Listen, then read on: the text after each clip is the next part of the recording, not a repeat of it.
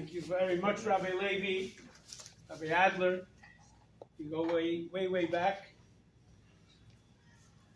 As I mentioned earlier, that Rabbi Adler's grandfather and I were actually classmates. He is 96.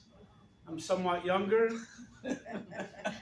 But when he was going to be the rabbi in Bardichev in the Ukraine, we both studied shchita together, how to slaughter animals. So I had an older classmate, but it was a big honor, and you should be blessed with many long years. And Rabbi Chadikov, as he said, it's more than 30 years.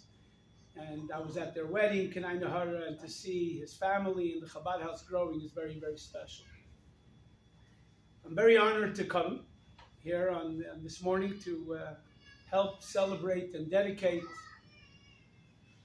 the 30th anniversary of the Rebbe Yartzeit, but really to talk about his love and leadership. And that title could go both ways, leadership and love. They only selected 3 videos here that they just showed. And they were very touching. And you could see the diverse audience that really was captivated by the Rebbe. You had a man without a beard, clearly from Young Israel, not Chabad. You had a soldier in the army. Then you had some Chabad guy who the Rebbe also offered advice. They produced these videos every single week with many people recounting their tales of the Rebbe's love and leadership. So this is something that the Rebbe touched literally every speck of the globe.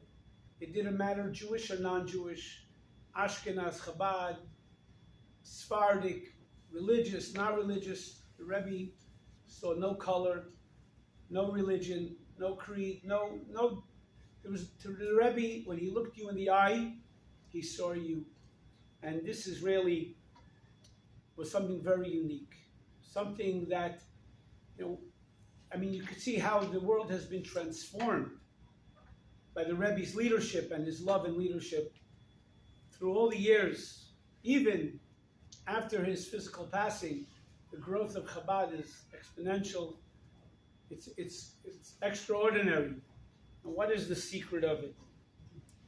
For those who were in synagogue yesterday, we read the portion of Numbers. The Numbers recounts how God instructs Moses to count the Jewish people.